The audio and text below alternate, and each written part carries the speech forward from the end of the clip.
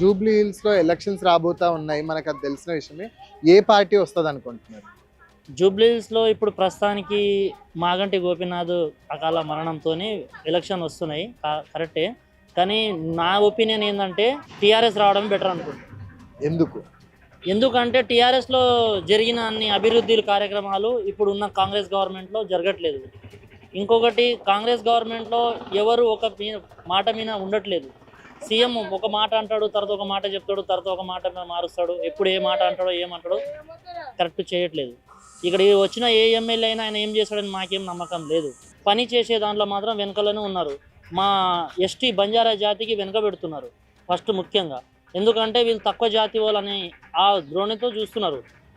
గెలుస్తున్నాం. మాకు ఇప్పుడు దాదాపు 20 సంవత్సరాలు అవుతుంది. ఇక్కడ డబుల్ బెడ్రూమ్ కట్టియాలని ఎన్ని రోజుల నుంచో మేము ఓట్లు వేస్తూనే ఉన్నాం. కార్పొరేటర్ ఎలక్షన్ కానీ, ఎమ్మెల్యే ఎలక్షన్లు కానీ, సీఎం ఎలక్షన్ కానీ, ఎంపీ ఎలక్షన్లు కానీ, ఏదైనా సరే మేము ప్రతిసారి ఓటు వేస్తున్నాం. మా ఓటుని వినియోగం చేసుకుంటున్నాం. కానీ మమ్మల్ని సద్వినియోగం చేసుకొని వాళ్ళు గెలుస్తున్నారు.